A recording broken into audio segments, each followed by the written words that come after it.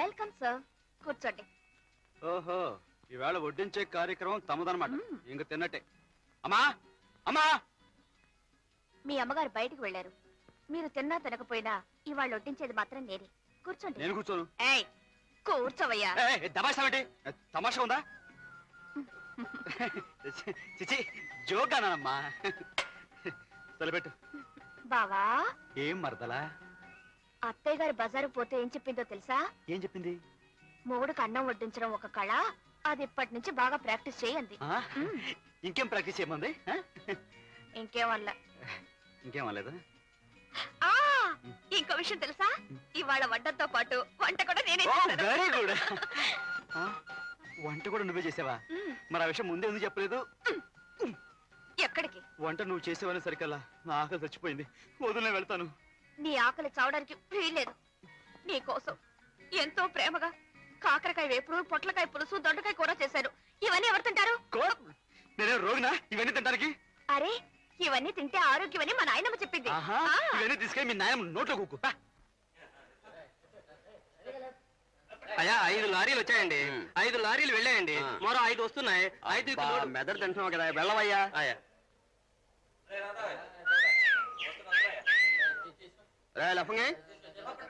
లఫంగే అయ్యా, ఎలారా?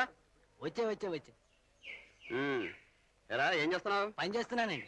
అందుకనే కదండి మీరు నా చేతి వేస్తుంది. పిల్ల ముండ పెట్లాడిపోతుంది. ఓ పట్టు పడదామరా, పంజేరిగడు చూడమని చెప్పి ఎన్ని రోజులైందిరా నీకు? ఏం చేయని చెప్పండి. ఆ ఛాయలకి వెళ్తేనే దాని అన్న గురుగా చూస్తున్నాడు, నాటు కుక్కలాగా. వేట కుక్కలనే వరుసపరుచుకునేంత మొనగాడరా మనం. ఇలాంటి నాటు కుక్కలు భయపడతామా? వేళ మా అయ్యగారు పిలుచునమ్మన్నారని చెప్పి చేపట్లు అక్కరా. ఏది చెయ్యట్టుకునే? ఎవరైనా అడ్డు వస్తే అక్కడే నరికి పారేస్తానని చెప్పు. వేళ. అలాగేనండి.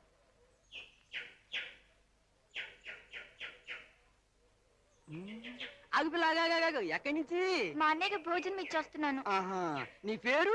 పద్మ. పద్మ, చాలా బాగుంది. ఇదిగో శేఖర్ బాబు గారు అర్జెంటుగా నీతో మాట్లాడాలట. ఇది ఎందుకు? ఎందుకేమిటి, ఓ గంట గదిలో అట్టే పెట్టుకుని 100 రూపాయలు ఇస్తారు. అందులో 20 రూపాయలు నాకు ఇచ్చేసాయి. మిగతా 80 తోటి మంచి లంగా ఓడి కొనుక్కోవచ్చు.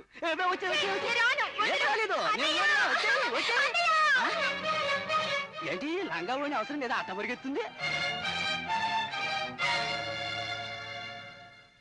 ఏమిట్రా ఒక్కడొచ్చావు? లంగా ఓణి ఇప్పిస్తానన్నానండి. కానీ అన్నయ్య అన్నయ్య అంటూ లేడి పిల్లలాగా ఆ నాటుకొక్క దగ్గర పరిగెత్తిందండి. కొంపదీసి వస్తాడేమోనండి. రాని రా కుక్కను గుండేసి పేలుస్తాను. అడుగు వస్తున్నాడండి.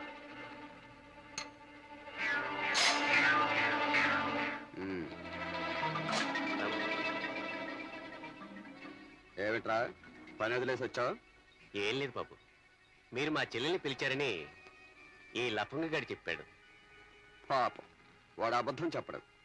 ఆహా, బాబు ఎందుకు పిలిచారో తెలుసుకోవచ్చా?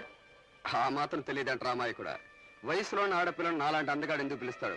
సర్లే, నువ్వు వెళ్ళి నీ చెల్లెని లోపల పంపించు, 1 గంటకు వస్తుంది. బాబు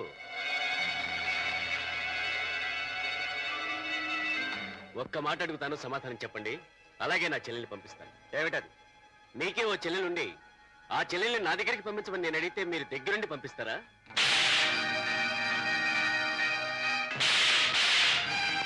నీ ఇంటికి నా ఇల్లు ఎంత దూరమో నా ఇంటికి నీ ఇల్లు ఎంత దూరం. అండర్స్టాండ్? అబ్బా, ఏం కొట్టారా?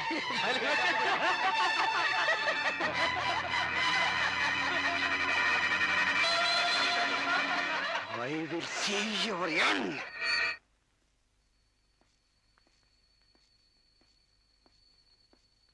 వస్తాను. అరే ఈశ్వర్, 2 సార్లు అడిగాను, కారణం చెప్పలేదు. ఏంట్రా ఎందుకు అలా ఉన్నావు? నేను ఎలా ఉన్నా నీకు అనవసరం.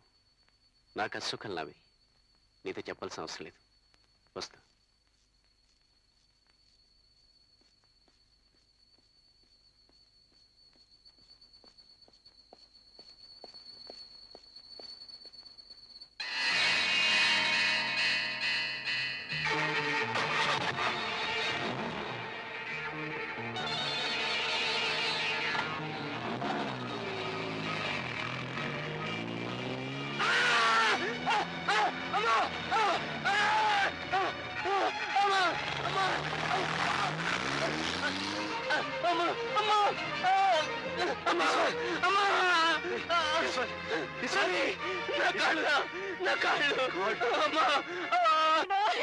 కళ్ళు కాళ్ళు ఉన్నప్పుడే ఒక్క పూట తింటే మరో పూట తినేవాళ్ళం కాదే పద్మ.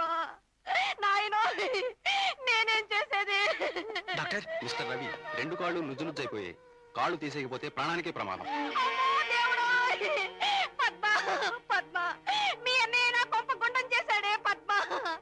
అసలే కాళ్ళు లేని వాడితో నేను ఎలా కాపురం చేసేదే పద్మ పద్మ. డాక్టర్, 2 కాళ్ళు తీసేసినా? అంతే నేను చెప్పానుగా మిస్టర్, ఇది యాక్సిడెంట్ కు సంబంధించిన కేసు. పోలీసుల ప్రమేయం లేకుండా మేమేం చేయడానికి వీల్లేదు. అందుకే ఎస్ఐ గారికి ఫోన్ చేశాను, వస్తుంటారు. మాటల్లోనే వచ్చేశారు. ఎస్ఐ గారు, నేను మీకు ఫోన్ చేసి చెప్పానే, వారు వీరే. You can proceed. ఏమండి, ఏం జరిగింది? యాక్సిడెంట్ జరిగింది సార్. ఈ రోజుల్లో ప్రతి డ్రైవరు డ్రైవింగ్ తో పాటు యాక్సిడెంట్ చేయడం కూడా నేర్చుకుంటున్నాడు. అది వాళ్ళకి సరదా అయిపోయింది. ఇందుకు మీరు ఆ కార్ నెంబర్ ఎంత అన్నారు? TMR 4955. ఏమిటి? TMR 4955? Yes sir. 1 minute.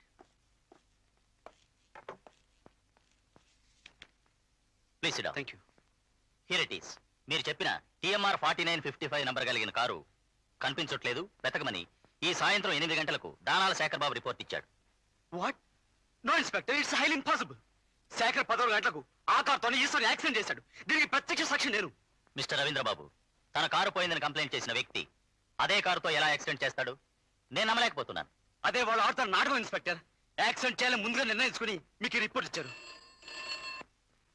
Hello hello, Shekhar బాబు మాట్లాడుతున్నాను. శేఖర్ బాబు మాట్లాడుతున్నాడు. హలో, నేను ఎస్ఐని మాట్లాడుతున్నాను. ఎస్ఐ గారు, మా కార్ సంగతి ఏం తెలిసిందా? తెలియలేదండి, కానీ ఇప్పుడే ఒక వ్యక్తి వచ్చి TMR 4955 నంబర్ కలిగిన కారుతో మీరే స్వయంగా ఒక యాక్సిడెంట్ చేశారని కంప్లైంట్ చేస్తున్నారు. దీనికి మీ సమాధానం? ఎస్ఐ గారు, ఏ పరిస్థితిలో మాట్లాడుతున్నారో తెలుసుకోవచ్చా? Then hear me clearly. వేరే విషయాలు మాట్లాడేటప్పుడు ఎవరితో మాట్లాడుతున్నామో తెలుసుకొని మాట్లాడటం చాలా మంచిది. నా కారు పోయిందని 8 గంటలకు రిపోర్ట్ ఇచ్చాను. తెల్లారేసరికి ఆ కారు నా ఇంటి ముందుండాలి, లేకపోతే ఈ విషయం ఎస్పీ గారితో మాట్లాడాల్సి ఉంటుంది. Good night. శేఖర్ ఏమన్నాడు? ఆ యాక్సిడెంట్ తో ఏ సంబంధం లేదంటున్నాడు. అబద్ధం, పచ్చి అబద్ధం ఇన్స్పెక్టర్. ఇది వాళ్ళంతా కలిసి ప్లాన్ చేసిన పెద్ద కుట్ర. ప్లీజ్ మీరు వెంటనే శేఖర్ బాబుని అరెస్ట్ చేయాలి. ఐఎమ్ సారీ రవీంద్రబాబు, అనుమానం మీద పెద్దవాళ్ళని అరెస్ట్ చేస్తే చాలా గొడవలు అవుతాయి. బలమైన ఆధారాలు కావాలి. అయితే మరి ఇప్పుడు నన్ను ఏం చేయమంటారు? రిపోర్ట్ రాసివ్వండి. కారు దొరికిన తర్వాత మేమేం చేయాలో ఆలోచిస్తాం.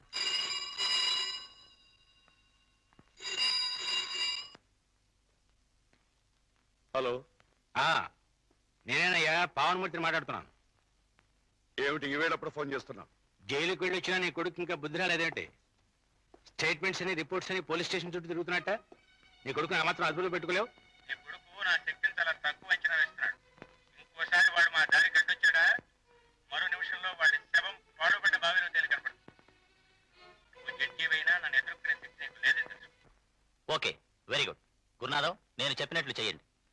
మిస్టర్ రవి, మీరు చెప్పిన TMR 4955 నంబర్ కలిగిన కారు దొరికింది. కోనంగి కృష్ణారావు అనే అతను దాన్ని దొంగిలించి అమ్మబోతుండగా మా వాళ్ళు పట్టుకున్నారు. My God. ఇంకో విషయం, నువ్వు శేఖర్ బాబు చేశాడని చెబుతున్న యాక్సిడెంట్ కూడా తానే చేసినట్టు ఒప్పుకుంటూ స్టేట్మెంట్ రాసిచ్చాడు. ఇన్స్పెక్టర్, నో, ఇవన్నీ పచ్చి అబద్ధాలు. వీటిని మీరు నమ్ముతున్నారా? నేరం చేశాడని తనంత తానుగా అంగీకరించిన తర్వాత ఇంక మేము చేసేదేం లేదు.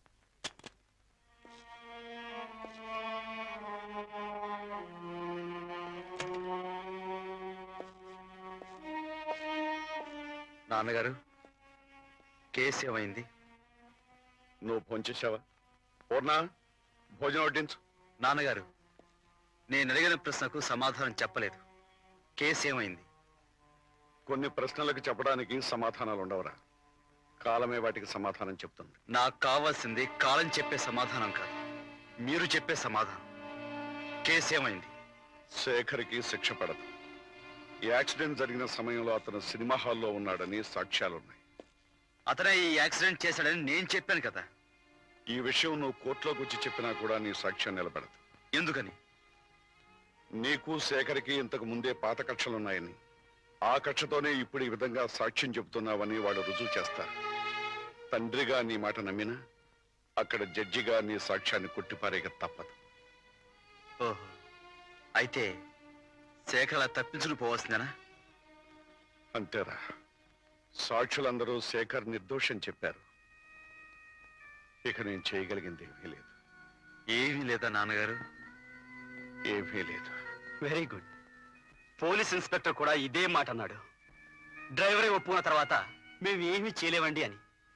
నేరం చేసిన వాడు రొమ్ము విరుచుకుని తిరుగుతూ ఉంటే న్యాయాధిపతులని మీరు ఏమీ చేయలేరు, రక్షక భటులైన వాళ్ళు ఏమీ చేయలేరు. ఇక చేసేదెవరు? న్యాయాన్ని ధర్మాన్ని రక్షించేదెవరు? ఆ దేవుడా? వాడు రాడు. వాడికి ఇవేమీ పట్టావు. నా రక్తం ఉడికిపోతుంది నాన్నగారు. ఏ పాపము చేయని ఈశ్వర్ అవిటి వాడే కుమిలిపోతూ ఉంటే ఏమీ చేతగాని వాళ్ళ నేను ఇక్కడ చేతులు ముడుచుకుని కూర్చోలేను. వస్తాను. రవి, ఎక్కడికి రా? మీరు చేయగలిగింది ఏమీ లేదన్నారుగా, నేను చేయగలిగింది ఏమైనా ఉందేమో చూసొస్తాను. మన దెబ్బ అంటే ఏమనుకున్నారా? మనకు ఎదురు చెప్పినవాడు ఎవడైనా సరే శంకరగిరి మాన్యాలు పట్టాల్సిందే. కమాన్, హ్యావ్ ఇట్.